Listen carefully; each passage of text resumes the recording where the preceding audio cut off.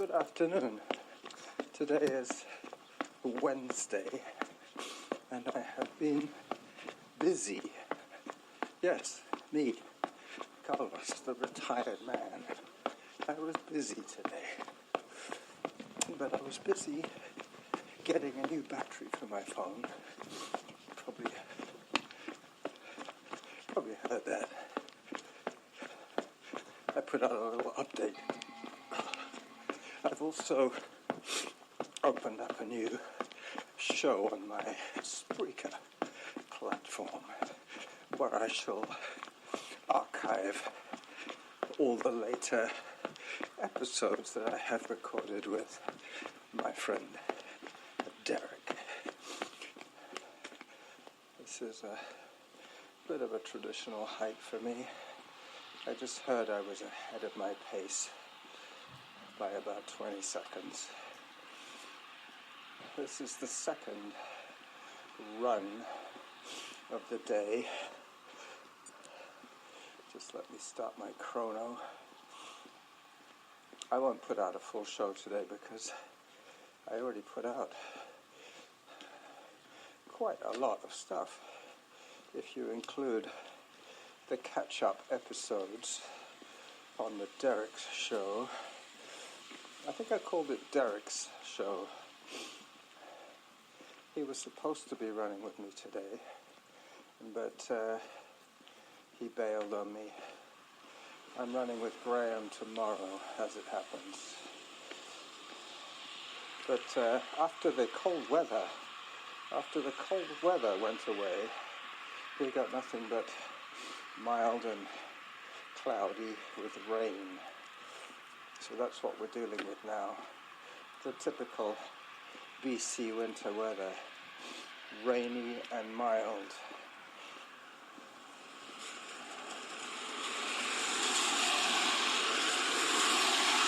Alright, back at it. Today, for my second run, I will run for 1 hour exactly.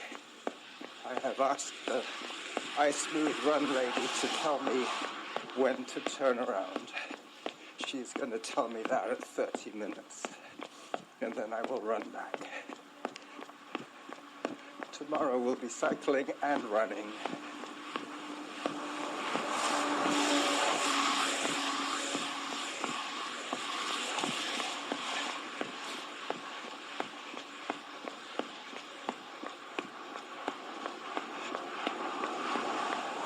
So I'm 4 seconds ahead of my pace, and I believe I set for this hour a 7-minute pace.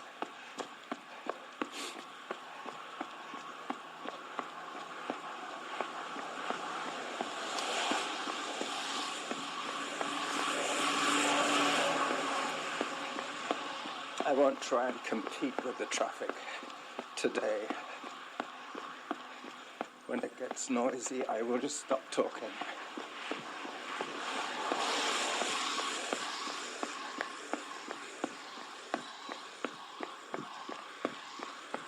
I've already seen 4 young deer.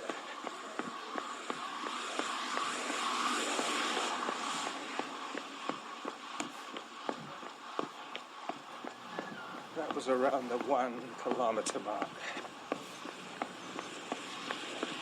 Today should be about 9 by the time I'm done. That will include the walking sections.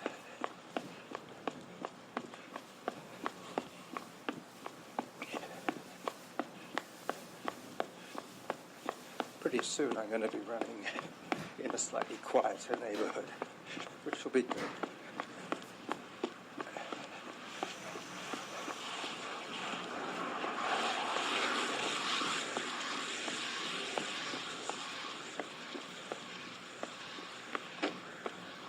I should take the opportunity of crossing the road here where there is good visibility.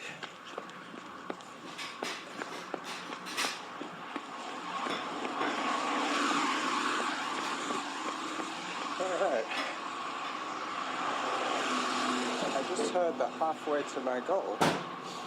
So that's 4.5 kilometers done.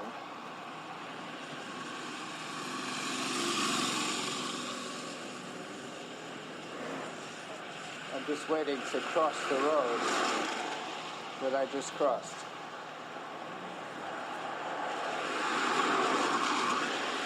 Okay.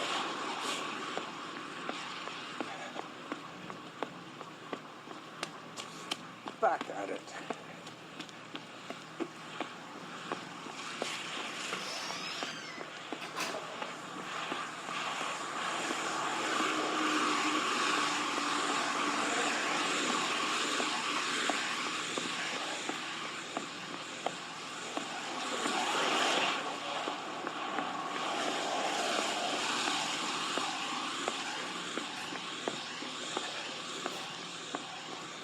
I was listening to some very interesting podcasts this morning. Already I have caught up with the Archers.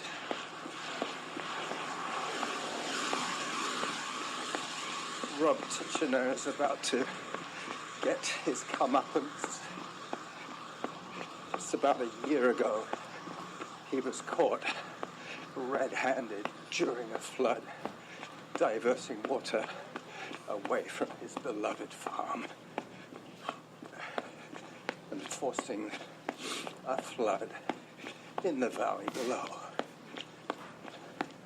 He was spotted by an European picker that they had hired for the season.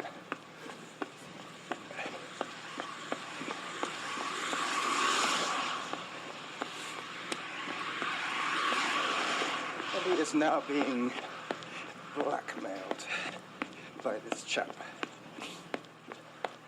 So it's getting very tense.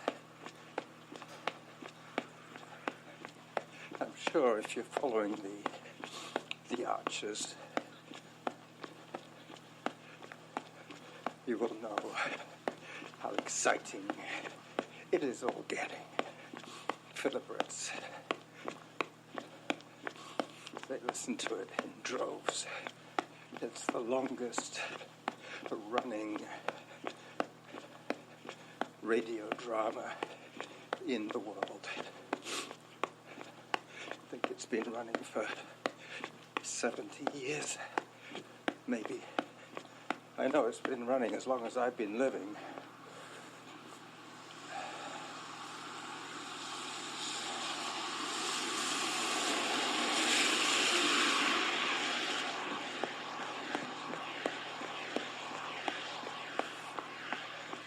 So I'm now heading back down towards the quiet zone again. This is that little park that I like to film the waves and the coves. It's very, very picturesque. Very beautiful scenery. Not today because of the rain. Everything is grey, and within seconds I would have drops of water on my lens. I'm curious to know how replacing the battery on my phone will affect how I use my devices.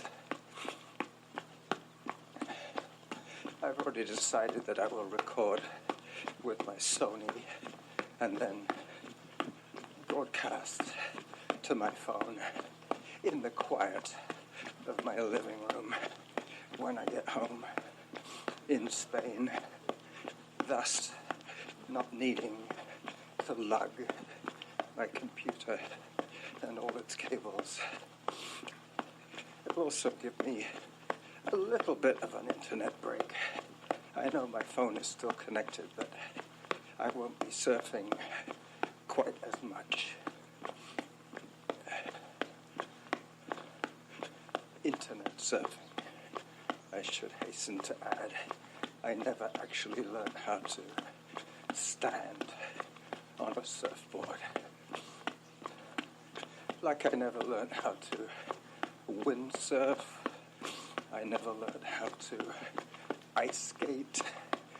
I never learned how to skateboard. I was just too old for those fads.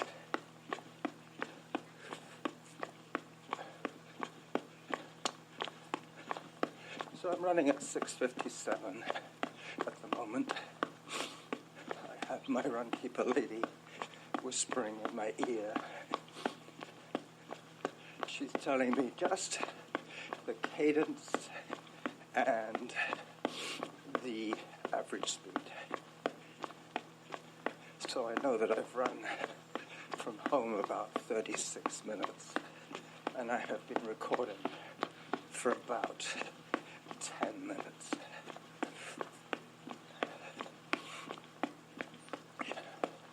This recording could quite easily take me all the way home, but I might well spare you some of that huffing and puffing later on.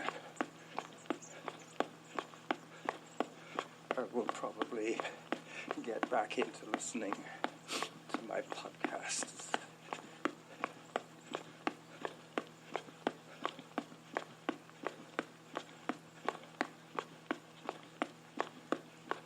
Okay, just been told that I'm half a minute ahead, which gives me permission to rearrange my equipment a little bit here. My electronic equipment, I hasten to add. For all you guys with your heads in the gutter.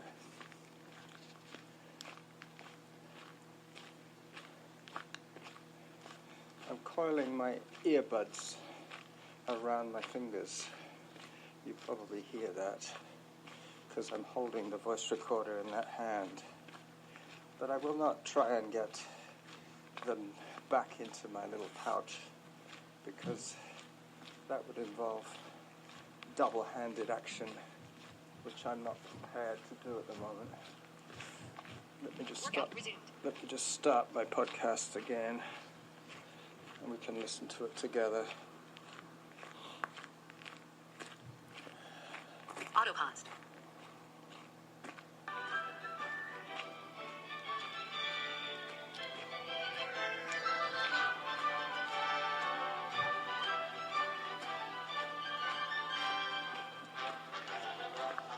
So that's the theme to The Archers. I'm not sure what's coming up next. Something good. Workout resumed. For insights, go to our blog at bbc.co.uk/archers.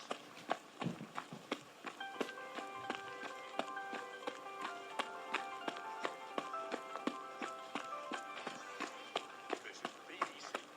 Details of our complete range of programmes, go to bbcworldservice.com/podcasts. Welcome to the latest global news recorded at 14 hours GMT on Wednesday the 18th of January. I'm Jackie Leonard with a selection of highlights from across BBC World Service News today.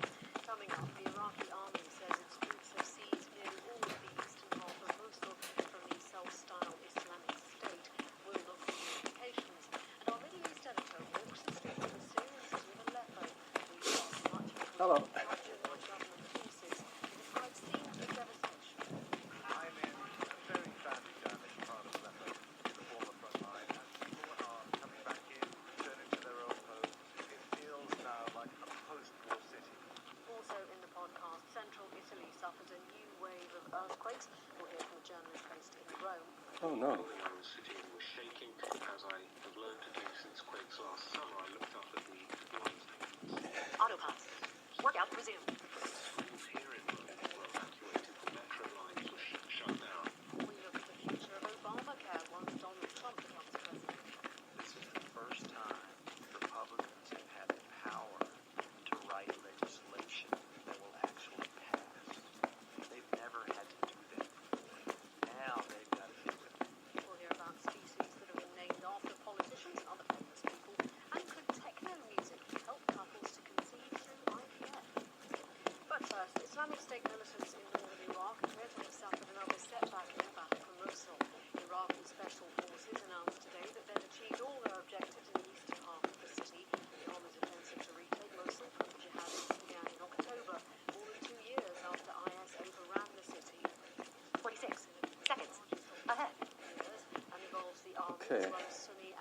traditional hike Peshmerga fighters section. and US-led coalition warplanes and military advisors. This morning, Iraqi General Talib al-Shagati made the announcement that the army had accomplished its goals in eastern Mosul. Today we celebrate the Feast of Victory and Liberation, the liberation of the left bank, the liberation of its soil and its good people. The jihadis still have control of all of Mosul west of the Tigris River. Our Arab Affairs analyst Alan Johnston told Valerie Sanderson more about the government forces' objectives in the east. Well, the river Tigris flows through the center of Mosul, and the government's great military Okay. efforts to retake the city is focused on the eastern side of the city. First of all, the eastern banks. My friend Ellen asked me for some advice today about her upcoming 6-hour endurance event. And I gave her some interesting, I think, advice, which I hope she takes. It really is very difficult for rookie runners to understand the concept of economy.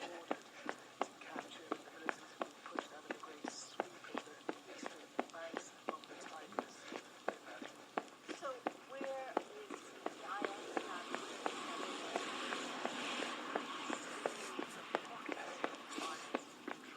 the I will run with you guys to the bottom of Balmakara Hill, and then I will hike up it. That will be about 1 mile from finishing my run.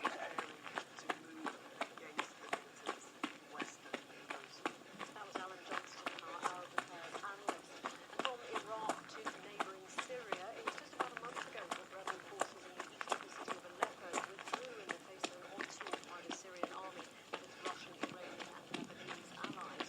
Our Middle East editor Jeremy Bowen is in Aleppo, and he's been walking the deserted and ruined streets of the eastern districts. All I can hear in this deserted, destroyed street, in a deserted, destroyed area in a ruined city. I really am looking forward to traveling in Europe and listening to some more points of view on the Brexit situation. Theresa May is the new Prime Minister of Great Britain and Northern Ireland.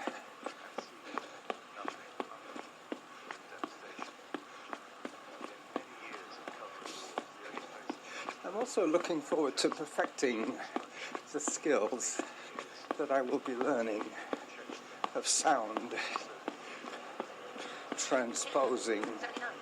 Workout average 6 minutes, 57 seconds per kilometer. There is a group of guys, a crew, I guess you could call them, of 3 workers 20 seconds ahead. that weren't here when I came by here a few minutes ago. They're going to start shredding a fallen tree, so it's going to get extremely noisy quite soon. Hopefully, I'll be away from the machine when they start.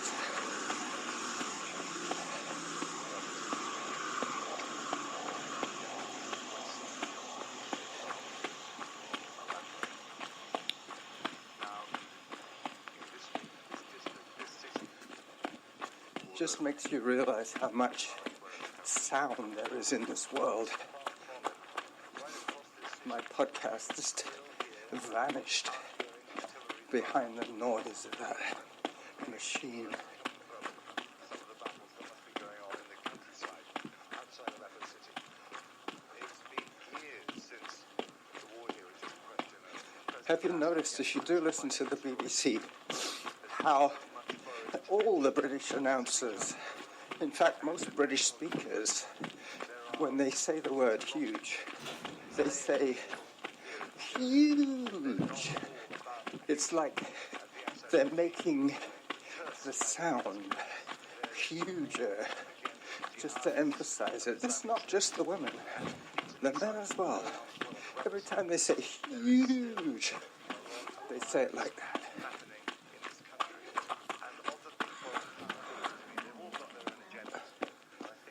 Okay, this is the bottom of Balmacara Hill. I'm in a very badly damaged, another very badly damaged part of Aleppo, near the former front line, and people are coming back in, returning to their own. 20 seconds. Ahead. Feels now like a post-war city, not a war-torn, wartime city, but a 20 seconds ahead. Well, this hill is going to scrub that off. rebuild their lives. My And here they might pace but will be whacked. forget that elsewhere in the country there's a lot of fighting. But that's okay. This is my second run of the day. Every day. And you can hear the war's still not over. That's outgoing fire from a gun not very far from here, pounding someone in the Aleppo countryside. This war is not over. I have a little bit of sun running here before it gets steep again.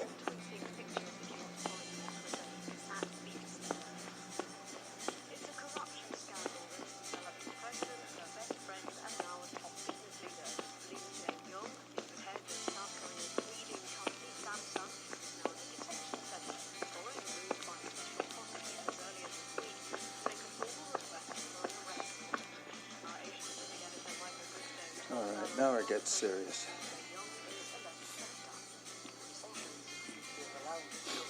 I will try air mixing this episode today so you can be the judge of the sound caliber for the cordless recording studio.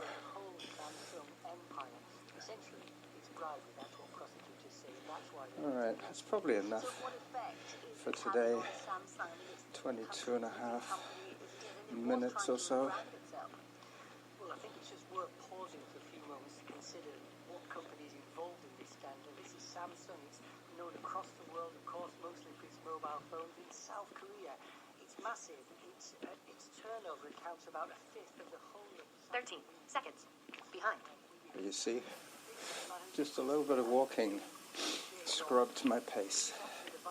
But you can see how critical it is how you set up the app. I had it set for 7. I must have been hovering around the 7 all the time. So enough of this chat. I will get back to you on Sunday. Okay? I will probably have lots of fun things to report by then. Bye-bye.